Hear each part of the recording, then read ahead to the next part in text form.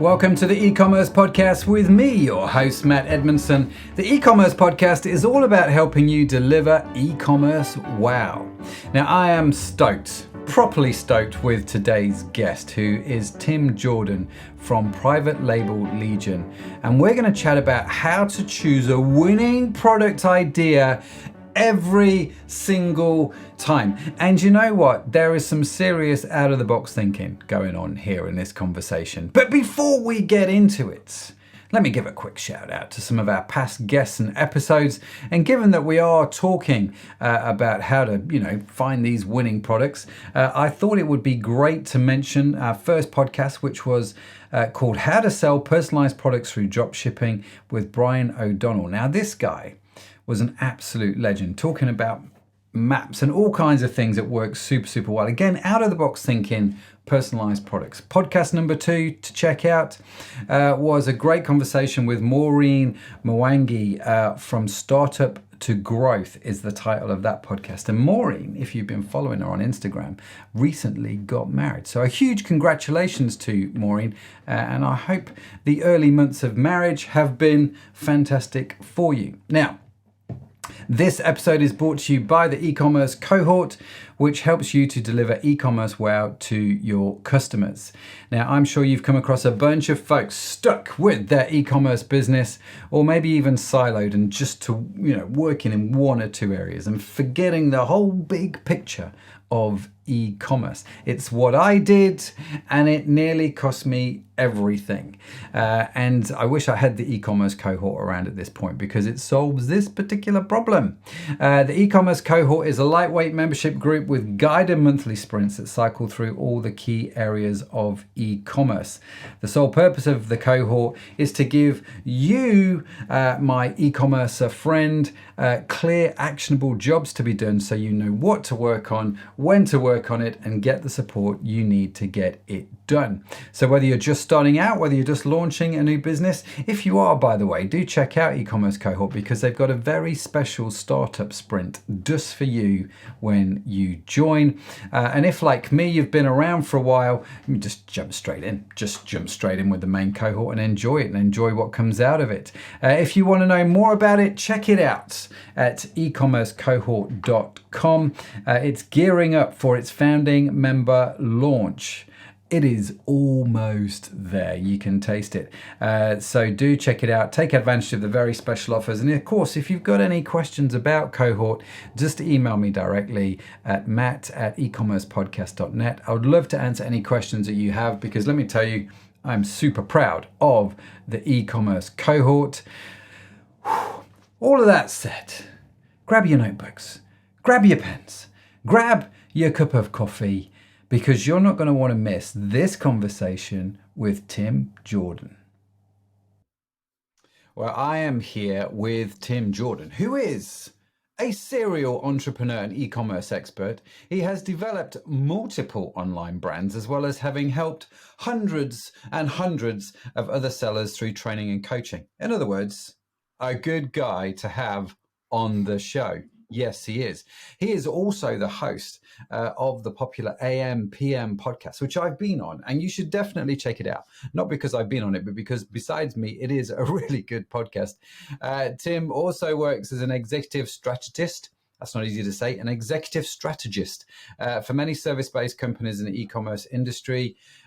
He is an outside-of-the-box thinker, specializing in subjects such as product research, brand development, and all that sort of good stuff. So I thought it'd be great to get Tim on the show to talk about this whole stuff to do with products and finding good products. Tim, thank you for joining us. Great to have you, bud. How are we doing? I'm good, but I feel like that intro was too generous. It almost sounded way too cool. Well, it's always good to big up your guests, right? Set the expectations high. I should be guests more often. Yeah. Way to feel good about yourself. Just come on the podcast and listen to the intro. I always feel, whenever I go on other people's shows, I'm always the same way. I'm like, that's a really nice thing for you to say, and thank you. And I'm just feeling pretty good now about my life, so I appreciate that. Hey, listen, how was Paris? Paris was good, but it was exhausting. I was there in Paris at a private castle for a very high level e-commerce mastermind, but it was one of, I think, 4 stops on one big road trip. So I was in Missouri, then Paris, then London. Then I spent about a week in New York City before I came home. So it's all a giant blur. I will say Paris was the best location that I was at in the entire road trip. It's really hard to beat a private castle in northern Amazing. And what were you doing in a private castle? I mean, I saw the photos on Instagram, so I was following along. But what were you doing there? Yeah, so, high level masterminds happen all the time in any industry. And in the Amazon space, there's almost this game of one-upmanship between these mastermind coordinators where they, of course, bring in great speakers and they bring in really high level content. But the venue right now is what everybody wants.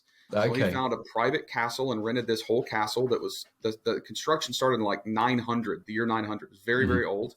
At the same castle, it was the private hunting lodge of Henry VIII and Louis VII and all of these historical kings. This was their private hunting castle. So it's pretty neat. Wow. So you had a big time is what you're saying? Yeah, we had a good time. Oh, good, man. Good.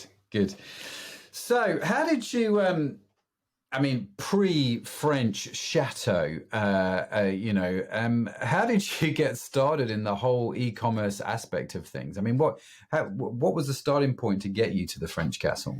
Well, it was completely by accident. I was a full-time firefighter and paramedic for a number of years and was consistently looking for side hustles, some side income, because we would work 24 hours and then we would be off for 48 hours. So we essentially worked 2 days a week. And I eventually got into government procurement for the U.S. State Department. So I was supplying products to the U.S. government and learning how to source products, learning how to ship products. And we were shipping stuff all over the world. And eventually I realized I had some incredible pricing on wholesale products. And I thought, well, these things that sell for $30 on Amazon, I can buy them for $3. Oh, wow. But I didn't even know you could sell on Amazon. So I put a Craigslist ad. I don't know in the UK if you know what Craigslist is, but it's terrible. Put a Craigslist ad out for someone to teach me how to sell on eBay. And some guy walked in the office as a response to my ad. And he said, well, you need to learn how to sell on Amazon. And he started teaching me and things went really, really fast. But I also realized that I was kind of sitting on a one-legged stool, so to speak, because I was selling these wholesale products for a couple of years, doing tremendous numbers and really good profit margin. But at any time, my supply chain could have shut down. So I started walking down this path of, now that I understand how to sell, a little bit of how to sell, I had a lot to learn. And I understood that there was a willing audience that was ready to come to these platforms and buy things. I want to figure out how to put my own products and my own brands on them. And things just went from there. So I ended up owning a sourcing and shipping company. I've done some huge collaborative content with other people. I've gotten to go to basically every conference it seems like there is out there and listen to all these great speakers. I've made a lot of mistakes myself with brands. I've had a few successes, but because I had a shipping and sourcing company and a 3PL company, I saw a lot of products come across my dock, and I would notice what was moving fast and what wasn't. And the things that seemed to be the hottest sellers on Amazon were actually the things that I would end up liquidating for my clients. They wouldn't move. So I started to pick up this, like, almost like a fallacy, which is that the hottest selling items on Amazon are what people want to be selling. And I started venturing into this world of, well, how do I find the fidget spinner before everybody else finds the fidget spinner? How am I the first one to launch this now saturated product? And it took me a while. You know, I spent a lot of time walking through markets like Yiwu and Canton Fair in China and comparing the difference between what was hot there versus what wasn't even on Amazon. And then figuring out that the hot sellers on Amazon weren't necessarily what I needed to sell, but the things that people were looking for on Amazon and weren't there were the things I want to sell. So I started learning to, instead of looking up sales volume of existing products, start looking at search volume for keywords. And then I came to this realization that we don't sell products on a marketplace. We sell keywords on a marketplace, and things just kind of spiraled from there. So like you said in the beginning, I am an outside of the box thinker, but it usually comes after a lot of mistakes. I'm pretty stubborn. I had to do a lot of things the wrong way, and then started figuring out, hey, there's a different way of doing things. And that kind of started to move me in a direction of being somewhat of a thought leader on this topic. That's really interesting. I totally vibe with the whole stubborn thing, and you know, you've got to make the mistakes to figure it out. Yes, I that's me right there. And it's interesting because, I mean, just going right back to it, I've not been a firefighter, but I have done my fair share of time on an ambulance, and you know, helping to deal with sick people, which is always just fond memories for me. But what fascinates me in that is you in your journey is you talked about how there's this fallacy that what's hot on Amazon is what people actually want to buy outside of Amazon.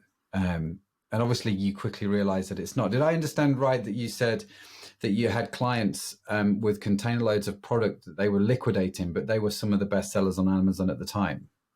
Well, yes, but maybe the point that I miscommunicated was that the reason they were having to be liquidated is because they weren't selling.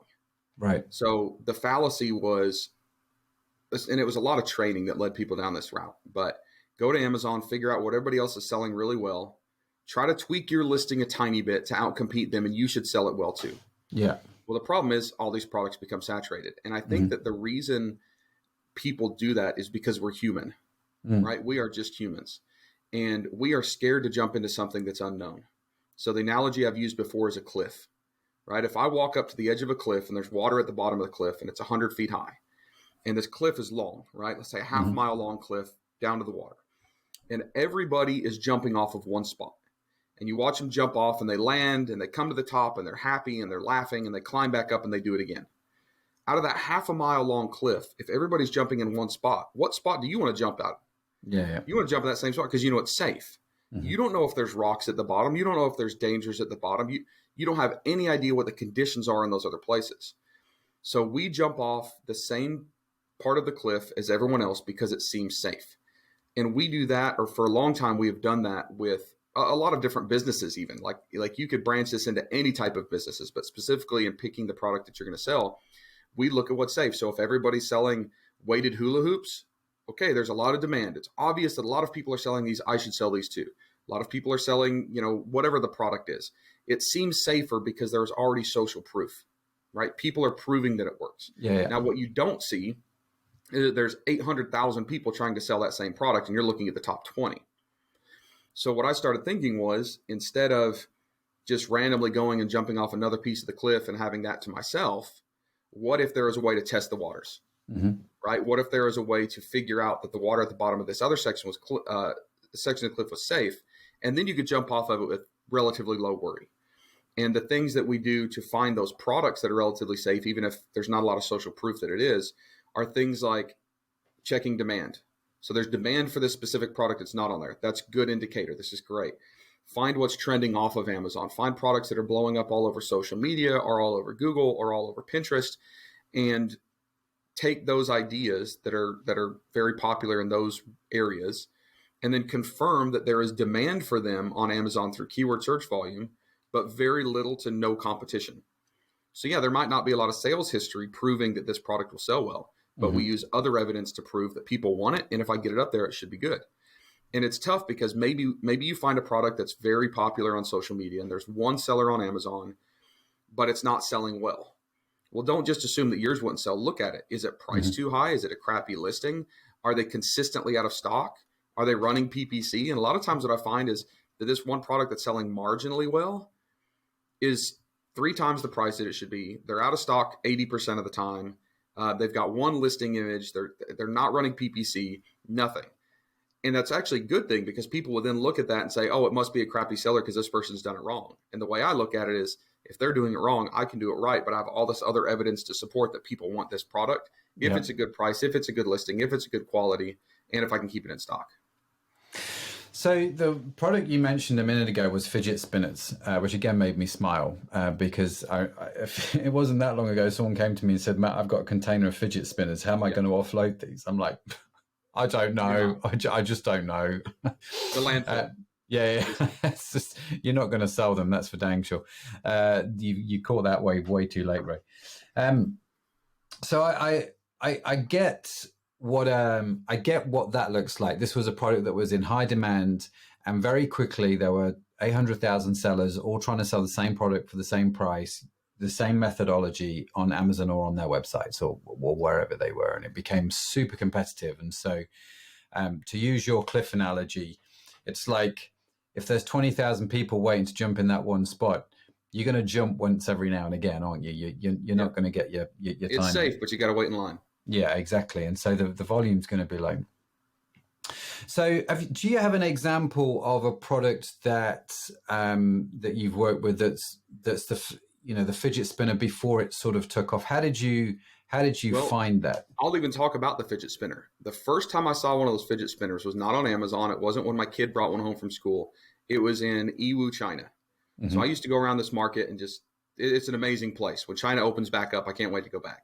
Mm-hmm. But as I'm walking through this market in Yiwu, China, all of the vendors were playing with these things. They had them, they were spinning them in their hand. They were telling me, this is a hot seller. People want these. You should buy these. And they're giving me samples. And I'm even walking around the market playing with these things. I can't stop. So I went back to my hotel and I checked Jungle Scout, right? At the time, I was using I call it the quote unquote Jungle Scout method of selling, meaning I would look at existing sales volume. Mm-hmm. So I went to Amazon and I figured out this thing was called a fidget spinner. And I found one listing, and that one listing had poor sales. It was a crappy listing, poor sales. So in my mind, I'm thinking, well, everybody here says it's a hot item, but they're wrong because on Amazon, it's not a hot item. There's one crappy seller and he barely sells any. Mm-hmm. If I could go back to that time and know what to look for then, what I know to look for now, which is search volume. What I probably would have found is that 60 or 70,000 people a month were searching for that product. But the only reason there was one seller is because everybody else was out of stock or nobody knew there's a demand, or that crappy seller wasn't keeping stock because they didn't know what they were doing. Yeah. And I could have realized that I was in that golden hour where everybody wanted it. Nobody could get it, but nobody realized people wanted it. Right. And yes, it became a saturated product. I wouldn't have sold it forever. But what if I could have been one of the first on Amazon? All I had to do was keep my position for the first year in organic sales, and I'd own Fiji right now. Right? I wouldn't, couldn't be here. So that's when I started realizing this quote unquote Jungle Scout method, not just picking on Jungle Scout, but they used to teach, when they came out, they said the way you sell on Amazon a product is you go and see what else is selling well and you replicate it. That was the Jungle Scout method. Still is, really. Yeah. And I just think that's a problem. So then I took that kind of idea of the fallacy of the fidget spinner, and I started trying to figure out how else can I find this early. My next one that I found in Yiwu that was actually a success was I started just walking around these markets, Canton Fair, Yiwu, and just documenting products. They might not be products I knew anything about. They might not have been something I'd ever seen before. They might not be something that were even in a niche that I was selling. I was just filling up a catalog. In fact, I don't know if you can see me on video, but I think I have one of my catalogs. Look. So I used to take people to China all the time in groups. Yeah. I haven't pulled this thing out in years. And what I would do is I would give everybody a notebook like this. And this notebook was literally just to document products. So I put a sticker in it that was a cheat sheet, how to avoid things, what to avoid.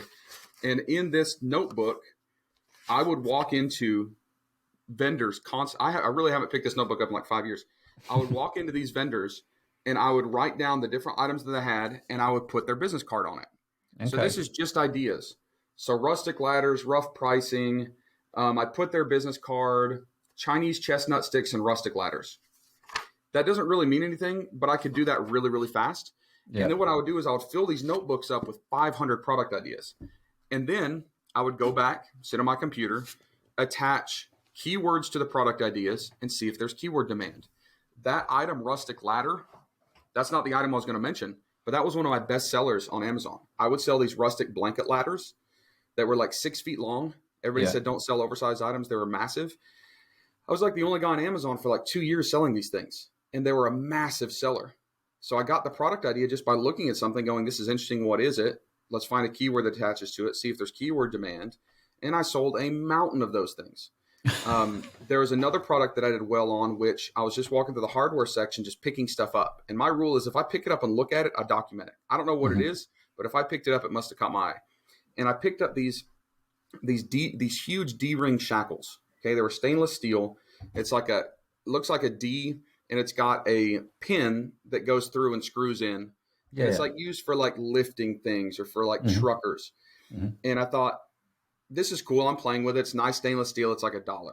So I threw that in my notebook. And when I was going through and looking for different ways to use those things and keywords, I didn't even see it on Amazon, but I saw that off of Amazon, those things were a big item on Pinterest in the front bumpers of Jeeps. So everybody that has a Jeep Wrangler has 2 little tow hooks. Mm-hmm. And they were taking those D-rings and just hanging them there because they look cool. So Okay. what they're doing is going to the hardware store and buying these things. And I thought, well, this is weird. So I tracked this for like 2 or 3 weeks. And when I would type like stainless steel D-ring on Pinterest, it was pictures of Jeeps. I would type it on YouTube and it's videos of people putting them on Jeeps. But I went to Amazon, it had nothing to do with Jeeps. It was just stainless steel D-rings for hardware use. So I literally bought a half a container of these things, which, by the way, is very heavy. Didn't realize that. And I didn't have a forklift big enough to lift these pallets out of the container. No I had way. to rent a forklift that day. I brought them in, and I literally just changed the listing up for Jeep Wrangler bumper D-rings. And then I did like different colored versions, so like a bright red one or a bright white one to match the color paint scheme. I probably sold 40,000 of those stupid D-rings, and I never would have even known that was a use for them unless I had found the product, picked it up, said, what is this?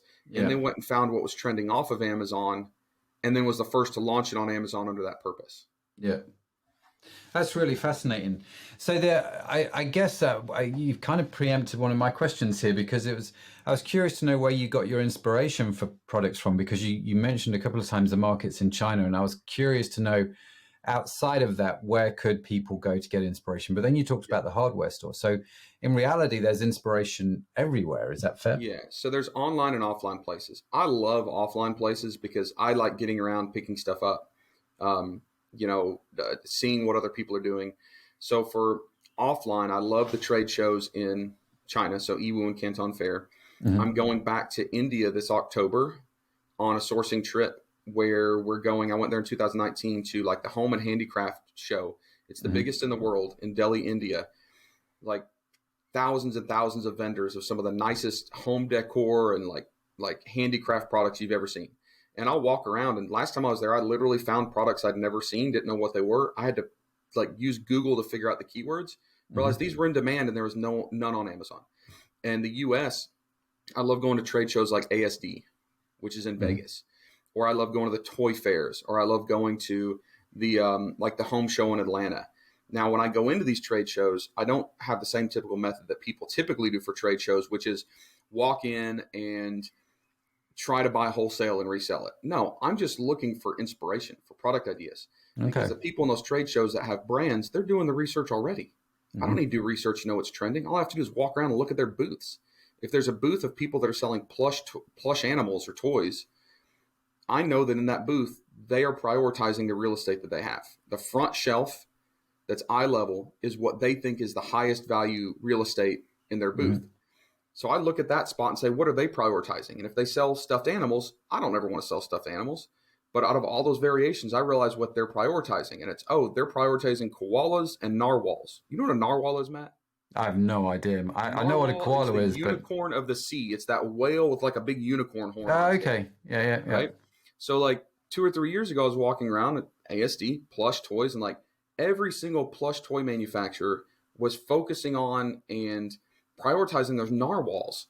Now, this is so bizarre. Well, I went on Amazon, and sure enough, there weren't a lot of listings for narwhal-themed items, but the keywords were out of this world. So I started printing narwhal-themed birthday party supplies. Super easy to find birthday party supply vendors. So paper plates with narwhals, balloons with narwhals, picnic table covers with narwhals. I was the first one to launch narwhal-themed birthday supplies. And for about 9 months, I was all to myself until people figured out what I was doing and caught on. But I would have never known that narwhal was going to be a hot item unless I looked at what someone else was doing, used their research, and was told basically like, this is hot. And then I was able to confirm it with the keyword data. Now, online, I love going to places like Pinterest, Etsy. I like going to social curation sites. I like sites like fancy.com.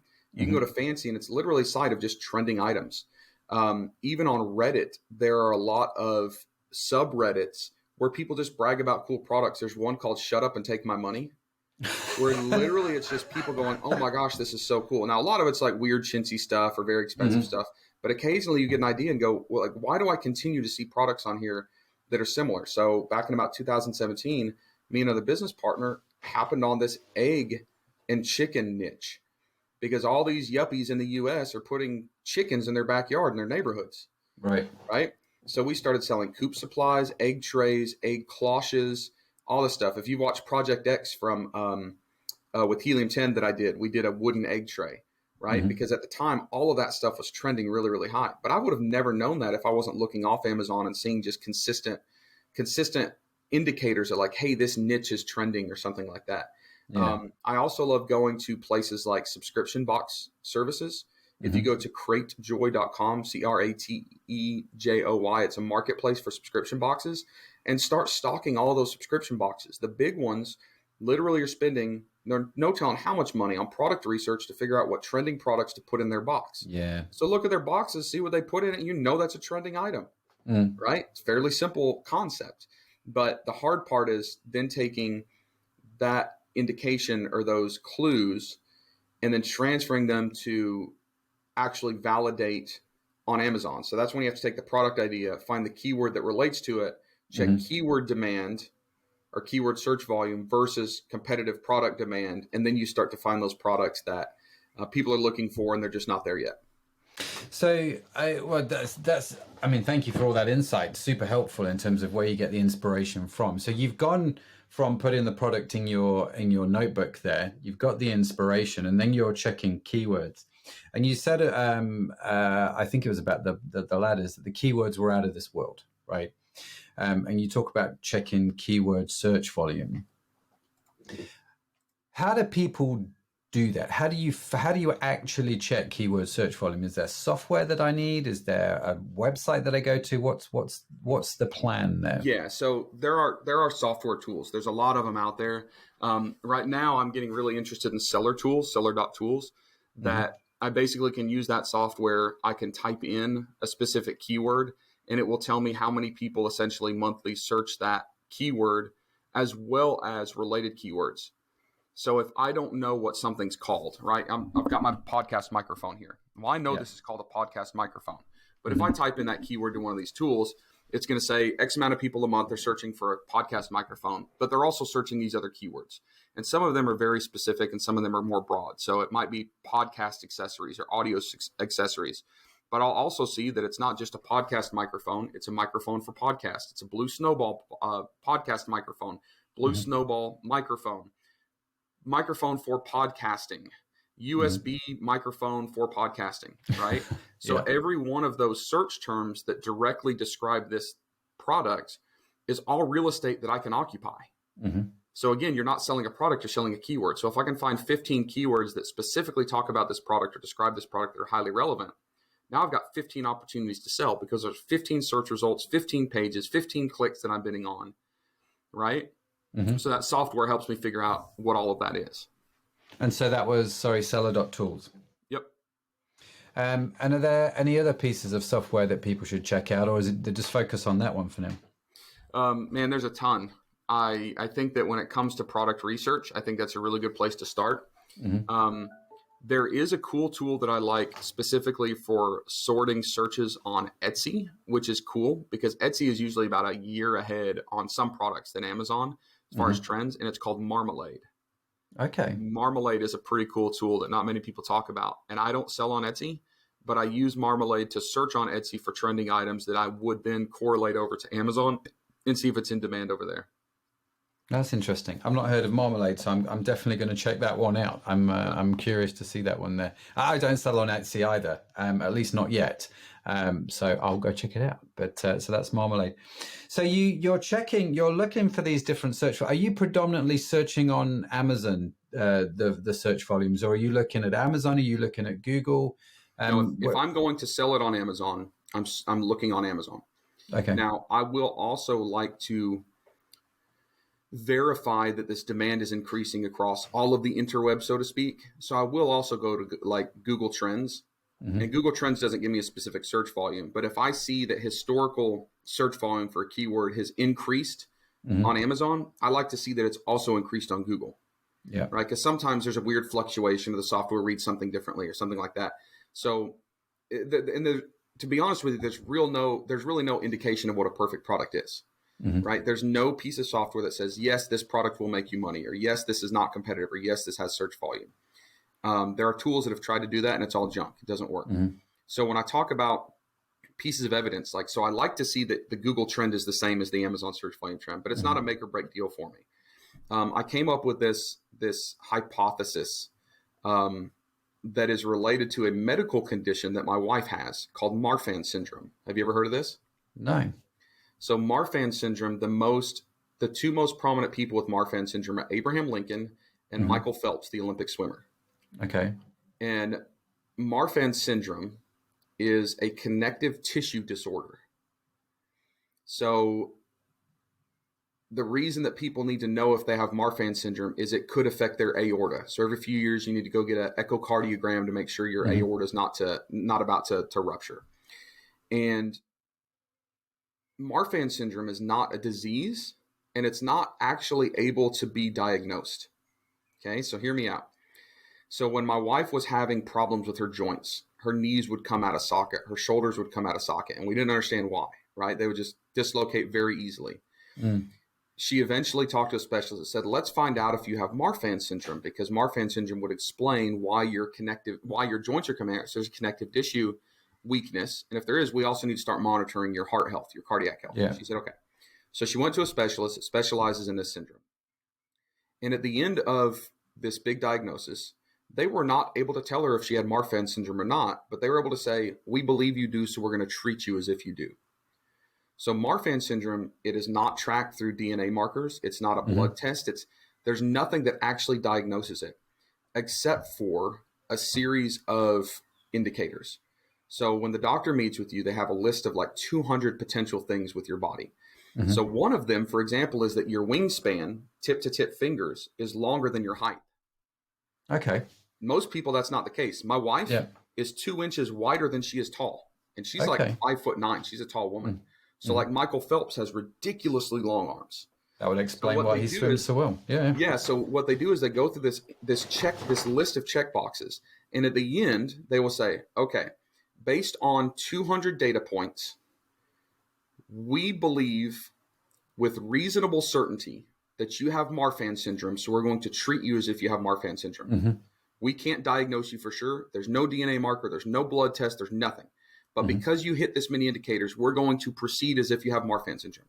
Yep. Picking the right product to sell on Amazon or online is the exact same. There is no perfect diagnosis. There's no piece of software that will spit out a result and say, if you start selling this product, you will make money and you'll be happy. So what we do is we look at as many check boxes as we can, and we look at as many pieces of evidence, and we try to build up enough of an argument to where at the end of this research, we can say, we don't know for sure, but I'm pretty dang confident that this is going to work. So going back to like the Google Trends, it's not a make it or break it for me, right? But if the Google Trends like growth, line matches the Amazon one, that's just another indicator this is looking good. Yeah. Right. I also do things like I go to Alibaba. If I find a product that's trending on social media, is not really selling on Amazon, but I think it's just there's not a good offer, I'll take those same keywords and type them into Alibaba, because Alibaba's search engine is exactly like Amazon and Google. And Alibaba sellers are just like Amazon sellers. If we as Amazon sellers see a ton of people requesting a fidget spinner, a bunch of us are going to start selling fidget spinners, right? So when Amazon sellers or e-commerce sellers are doing this research, maybe I found a product. There's one that I actually walked away from right before it got too competitive called a burrito blanket. It's a blanket that looks and shaped like a burrito. Or like a tortilla. It was I need one of those for my daughter. Yeah. You've got one for your daughter, you said? No, I need to get one. She would love it. Tortilla blanket. So they were blowing up all over social media. The search volume was ridiculously high on Amazon, but nobody was really selling them. So I went to Alibaba and I typed burrito blanket, and there was like 200 search results of the exact same thing from different vendors. So what that told me is that so many people that identified the niche or the product, they were then going to Alibaba and typing it in looking for a supplier. And Alibaba has tools that track search volume too. So it meant that so many people were going to Alibaba to search for a burrito blanket that all these vendors started selling burrito blankets. And that was an indicator to me that, hey, this is probably about to be real competitive. Because I couldn't see that maybe 50 people already had containers full of these things on the water. Sure enough, 3 months later, there's 90 listings of burrito blankets on Amazon. So did the Amazon results prove to me it was a bad idea? No, but it was one indicator that I could start beginning to reasonably deduce a specific outcome, right? So there's no guaranteed yes or no. You just look as many pieces of data as you can and try to find that Marfan product. Yeah, that totally makes sense. So some of these key indicators for you are obviously the search volume that you mentioned, you're checking demand, you're looking at Google Trends, you're looking across social media platforms, you're looking at sites like Alibaba to see what's going on there, trying to figure out, are there already 50 containers of this on the seas sailing to San Francisco? What are some of the other markers, or are they sort of the main ones that you look at? Those are kind of the first ones. There's other markers like human interaction. So I can go in, and if I'm thinking about launching a product that I'm not familiar with and I'm not sure people actually want it, I can get into niche Facebook groups and not spam, but just sneak into these groups and say, hey, has anybody ever seen one of these? I think this is cool, and get reactions. Or I can use a tool like PickFu and ask what people want. So if I found a niche opportunity for a wooden version of something else, let's say there's a toy that's plastic and it looks like people are looking for a Montessori version that's wood. I can go to a place like PickFu and show a plastic version, just snip a shot from another Amazon listing, have a wooden version that I've stolen a picture from Pinterest, put them side by side, and say, if the plastic version was $10 and the wooden version was $30, which would you be more likely to buy? And I can run that PickFu poll. And if everybody says, no way I'd pay $30 for a wooden version, then I kind of have an answer, right? So I can do human testing that way. Some of the other things I do is I also check for seasonality. So there are a lot of products that are very seasonal, meaning I'll see search volume that spikes up really, really high, but there's only a few listings. And I can go back to those listings and check historical BSR data to figure out, is it consistently seasonal? So is this an item that sells really well in the spring? Because I'll see high search volume for like strawberry baskets.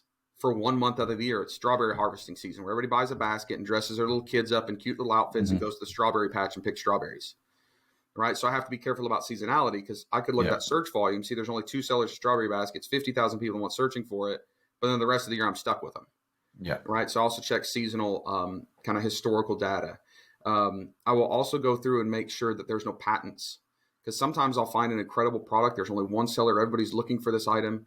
And then I can find out, oh, it's actually patented. An example of that is what's called a bug assault, BUG-A-SALT. It's a gun, like a toy gun that shoots salt. And what it's used for is like shooting flies. So instead of walking around the fly swatter, this little gun with a spring-loaded mechanism shoots out little grains of table salt.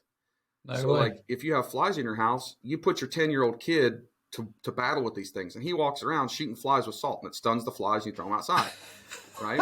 Well, it was like blowing up through the roof, and I saw all these keywords for like salt gun. What the heck is a salt gun? People didn't know the brand name. And there are products that are in like the hardware niche that literally are like paint sprayers, they go on the end of your water hose, and it mixes with a desalinity thing, and you spray it on your boat, right? There's all this stuff. But what I figured out was like people were actually looking for that salt gun. And then I went to Google Patents and looked for bug assault and realized that there was all sorts of utility patents and all sorts of,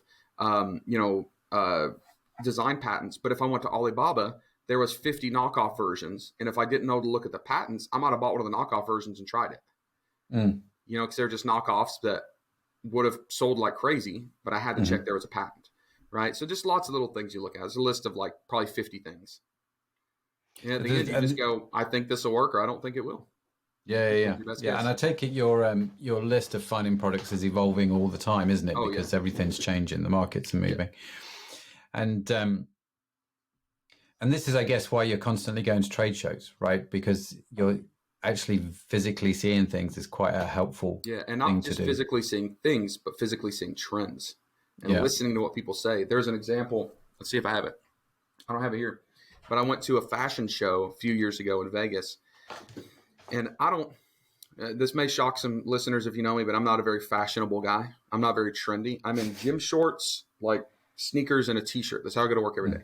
But I'm walking through this trade show that's showing off high-end designer women's accessories and purses. I don't know anything about women's purses, but I did notice that my eye kept being caught by this unique texture on these purses. And like a lot of these vendors had like their prime showpiece at the very corner, this purse. And I would walk up and touch it and realize this wasn't leather. So I started asking, what's this material? They said, oh, it's cork. So cork apparently is a vegan leather alternative. And it's tougher than leather, It's, sustainable. You don't have to kill a cow to get it. And all of these very high fashion brands was seeing a demand for vegan leather options. It still feels like leather and it looks kind of like leather. It's beautiful, to replace leather in accessories. So of course I went to Amazon. There was nothing. There were no cork accessories, nothing, but there were people looking for it. There was a keyword at the time that people were looking for: cork bow tie for men. There was not a single one on Amazon, never had been a listing on Amazon, but off of Amazon, off places like Pinterest, it was like a big trend. Like guys would get these cork bow ties. So I was the first guy to launch a cork bow tie, and it was like no PPC. I'd listed, I got the first 500 units from India, and it's like within 3 weeks I'm sold out at like $40, and my cost was probably $5 landed and no PPC. It just blew, right? So then I started selling cork passport holders and cork belts and cork clutches for women and makeup bags for women and all this stuff, right? I eventually ended up selling that brand. But if I hadn't gone to a trade show and seen this crazy material and said, what is this? And then what's crazy is those vendors openly tell you everything. They don't see, they're trying to sell their product. So they're telling you the data. Yeah, we saw it Paris Fashion Week. This was a big thing. And right now we're seeing a big demand all over Google. And we're running Google ads for vegan leather alternatives or vegan leather or leather alternatives. Like, they literally just told me everything I need to know. And I walked out of there like, okay, that's cool. And went back and confirmed people were looking for it at Amazon. I was the first guy on Amazon. That's fascinating. But here's the thing, right? All your stories so far are you putting things on Amazon. You're not putting them on what I would call an e-commerce site. As in, you're not buying timsveganpurses.com and doing that, or are you? Or is it just literally you're focusing on Amazon with this sort of strategy? It varies. That's like asking how long a piece of string is, right? It always varies. There are some products that just suck on Amazon. There are some products that have to be direct to consumer, or they're better on Walmart than Amazon. Generally, I talk about Amazon a lot because I think that Amazon is typically the best way to get started in e-commerce. And if you're an existing brand, it's additional sales. I tell, I guess I'm kind of big in the Amazon space, but I tell people all the time, stop being Amazon sellers. Stop. I was at a conference in New York. There was 500 people in this room. And in New York and Brooklyn, in this zip code that I was in, this neighborhood, that zip code represents like 3.5% of all third-party sales on Amazon, like billions of dollars just in that room. And I said, stop being an Amazon seller. And everybody looked at me like I was crazy. And I said, be a product seller that sells on Amazon. Right? So Amazon is a tool. Amazon is a great tool. If you're bootstrapping it and just getting started and trying to figure out how to do this wild, crazy thing, Amazon has a lot of the resources and infrastructure that's good. Amazon is pretty competitive. So for some products, it'll never work. Some people need to start on Etsy, or some people need to start on Zulily, or some people just need to start with a website. One of the coolest products that I've seen in the past couple of years is a product called Wet Sleeve, WETSLEEVE. It's a patented product. It's a water bottle for active people that slides on your forearm. So if you're skateboarding and it's got one of those little like bite valves, little nipples like a camelback would have, but you don't have a big heavy backpack. It's just in your arm. So rock climbers are using it, skateboarders, surfers, and you just bite on your arm and suck the water out. It's a really cool product, but it was a disaster on Amazon because nobody knew to look for it. There was zero keywords for it. So we were trying to sell it as a running water bottle or water bottle for running, right? But when people go looking for a water bottle for running, they're looking for like a waist pack that has water bottles, not that thing. So on Amazon, there was just not enough demand for it, and it was too specific, and it was hard to cross-sell. So that is like a direct consumer product, right? So there's not like a one-size-fits-all, but I would say that generally speaking, Amazon continues to be the most frequent pathway to success for launching e-commerce products or for adding additional scalability and sales to existing brands that are sold elsewhere online. That's a fair point. It is a fair point, and I have definitely no argument with that. I'm just really curious to understand how you how do you decide? You've got this product over here. You're going to sell that on Amazon. How do you decide if you're going to then run that on a website as well and go direct to consumer, or is there a thought process behind that, or is it just an intuition that you have?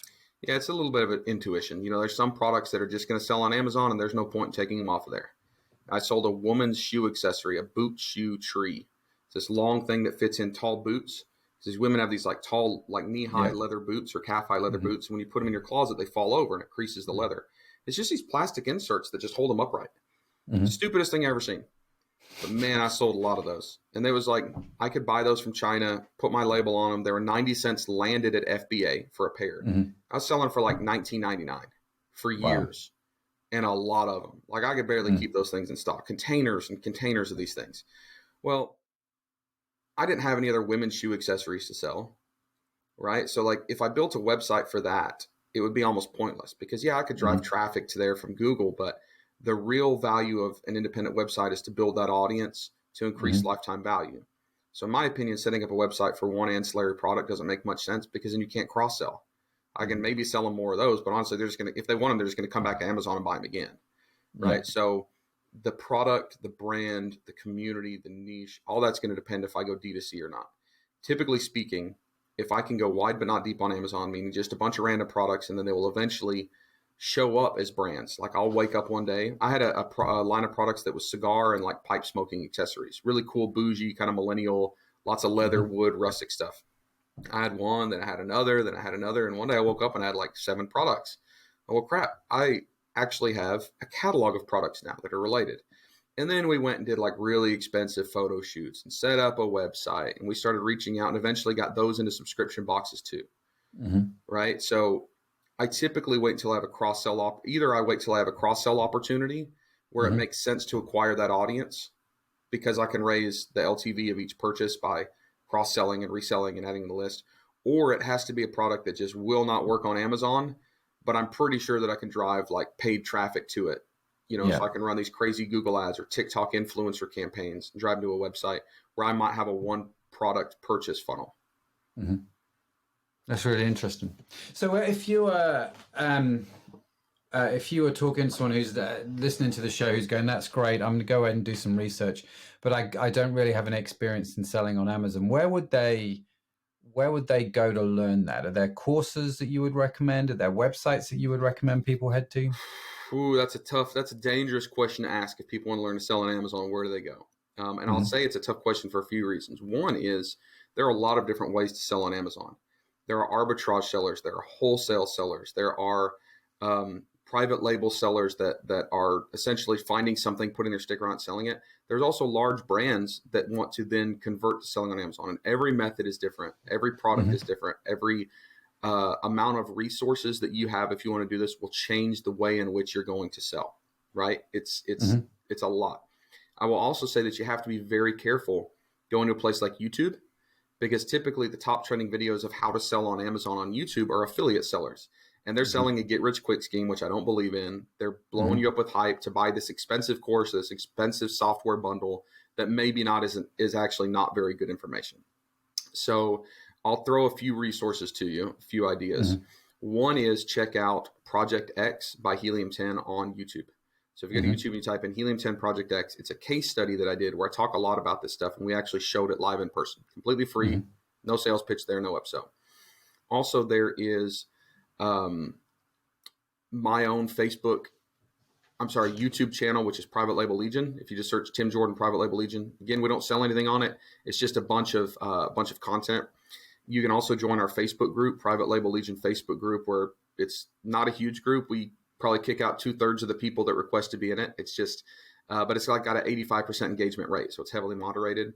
Also, you can check out Carbon 6, so carbon6.io.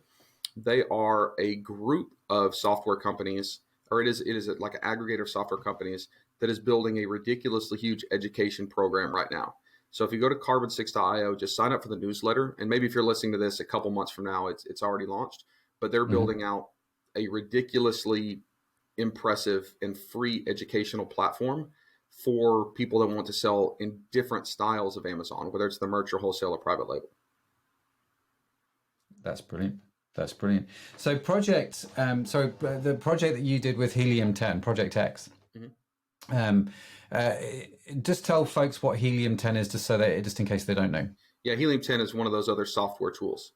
So basically to explain how to sell on Amazon for them is important because they're trying to sell their software, which is one of the research tools too. So Project X was literally a case study where I worked with them and sat down with kind of their lead educator, and I taught him along the way this kind of different method. And of course, we use software to prove things and validate things and back things up, to test the waters at the bottom of the cliff, so to speak. Yeah. That's great. And that's all online, and you can check those out or join the Facebook groups that Tim does. Why not? And Tim, if people want to reach out to you and connect to you, is that the best way to do that, or are there other channels as well? Because I'm sure there's LinkedIn's the best place. Okay. LinkedIn, I put a lot of content on there. I put a lot of free resources and things like that, direct people into the larger community. You can also just follow me on Facebook. I post e-commerce stuff there all the time. I'll be honest, I'm slow about private messages. So if anybody private messages me and says, "Hey, Tim, can you give me free advice?" My VA will probably ignore that. But if you go into the Facebook group, the Private Label Legion Facebook group, and you ask questions there, you ask for input, you want advice, the members are really active in there, as well as our moderators kind of push those piece of information back up to me, and we usually get answers, pretty quickly. I just don't have time to sit on Facebook all day, unfortunately. Yeah, gratefully, I think is better. There's definitely better things you can do with your time.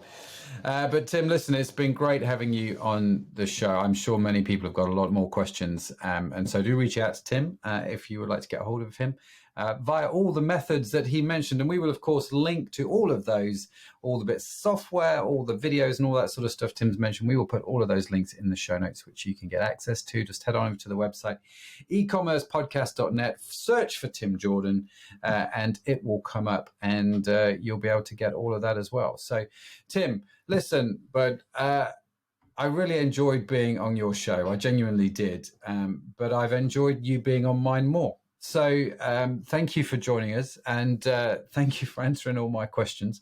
It's been absolutely fascinating to talk to you, and I hope to have you back soon to hear about your recent product ventures.